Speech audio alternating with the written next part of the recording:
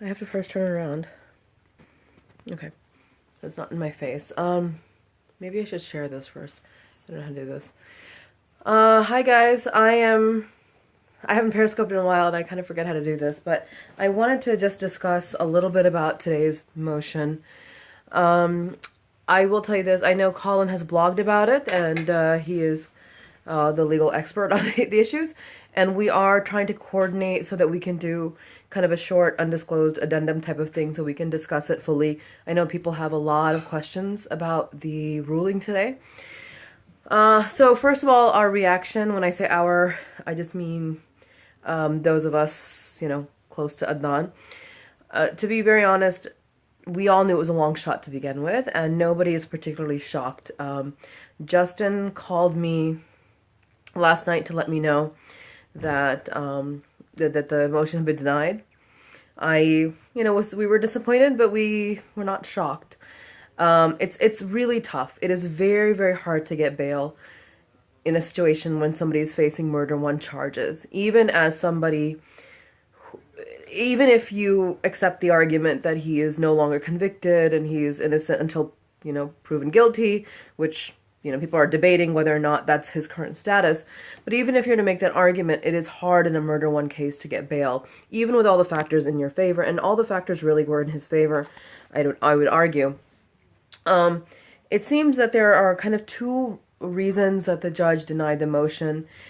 One is because he says that there are outstanding. First of all, I think it seems like he says procedurally the case is not with him. It is with the Court of Appeals. Like, it's not his case to decide at this point. He did what he was told through the remand, and he sent it back to the Court of Appeals. So it seems like what he's saying is procedurally, it's not like in his I don't know, power or authority to be granting bail right now.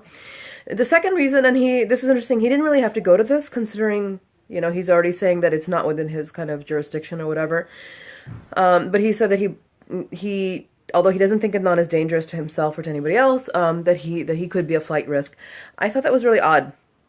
Because, I mean, of course, we made the argument that he's not going to be a flight risk for a number of reasons.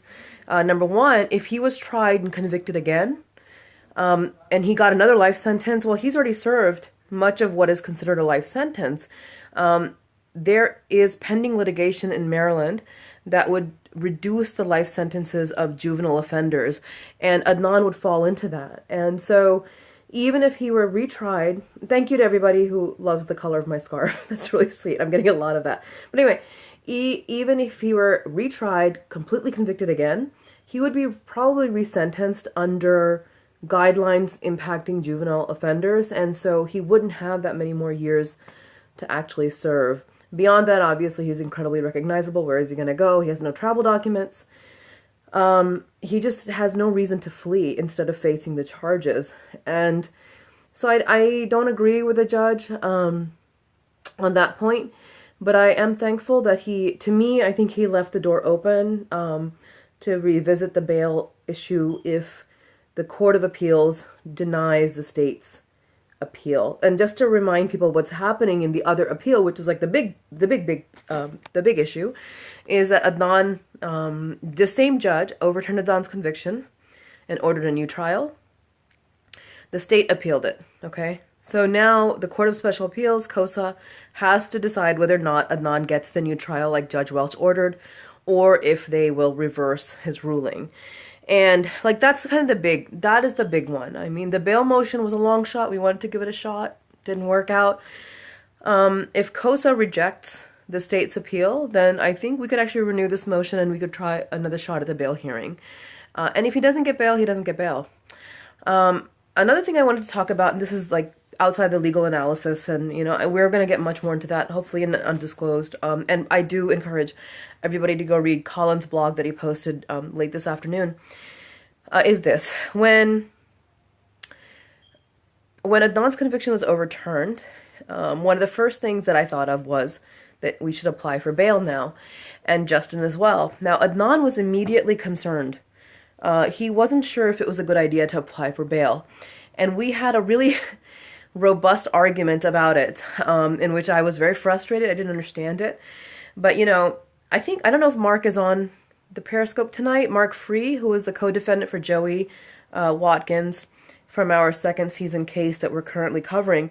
But Mark tweeted about this too, and he said maybe it's best that he didn't get the bail because things can really go wrong. Hi, Mark. Oh, you are here. Great. I'm glad you're here because I don't have the perspective of somebody who's been incarcerated. And what Adnan said is this. Adnan said that he knew a number of people who, having been granted bail, left the prison. Something happened, like let's say they violated some condition or they got into a fight and they had to come back. And that was really traumatic for them. And he was worried about that. He was worried about, and I also think, personally, I do think that Adnan was, he was a child when he was incarcerated, 17 years old.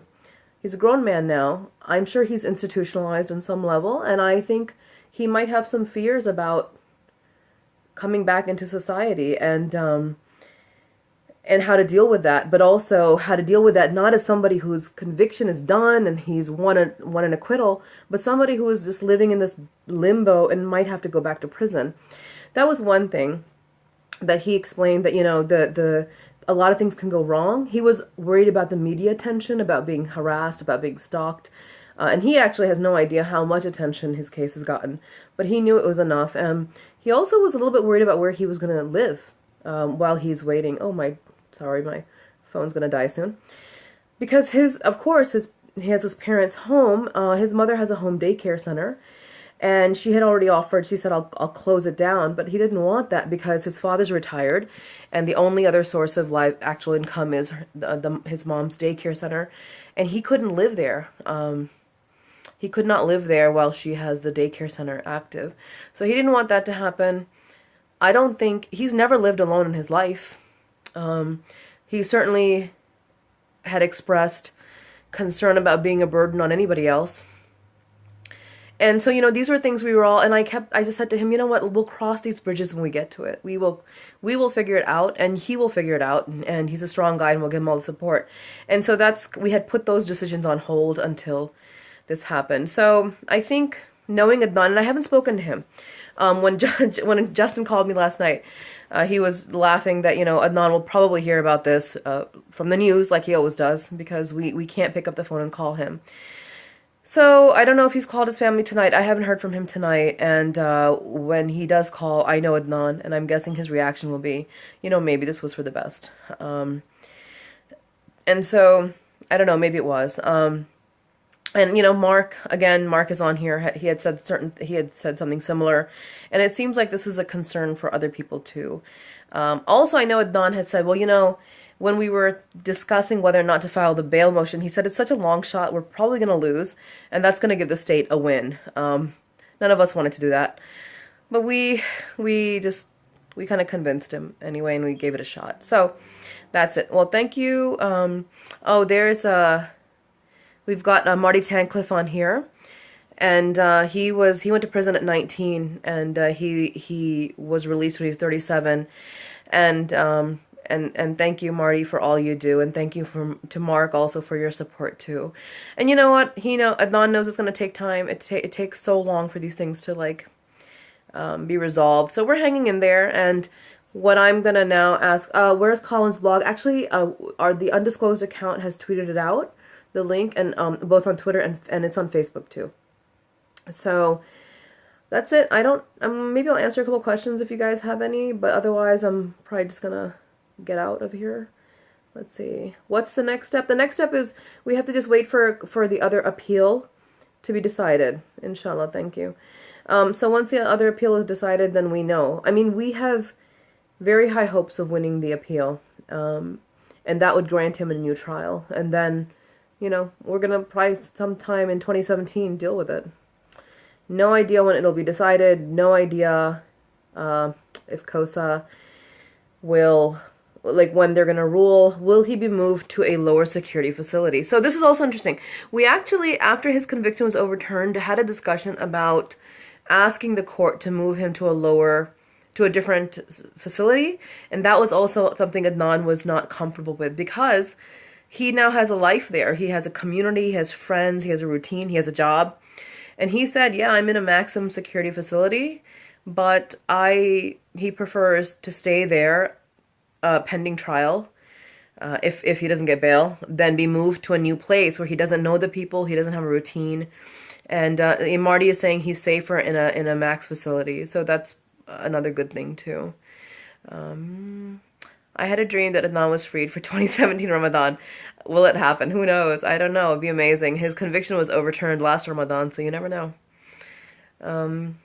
Anything else? Thank you guys for all the good wishes. I really appreciate it. Does writing to Brian Frosh hurt or help? I can't imagine it would hurt unless you cuss him out or something. So, I mean, I tweet at him, write at him, and I would say, to request the state to stop fighting it. They just fight it forever. We'll be back on Monday with a new undisclosed episode. We recorded 2 episodes today. I got my luggage just 2 days ago, thank God. Actually, no, just yesterday. I got my luggage. It took a lot, but yeah, so I got it back. It's great, away luggage, and my recording equipment is back. The cat's fine. I had a great time in Disney. I don't know if I'll ever want to go back, but oh my God, exhausting. Anyway, all right, guys, good night. I will see you online, and hopefully connect with you on Twitter and listen to the podcast. Good night, guys. Bye.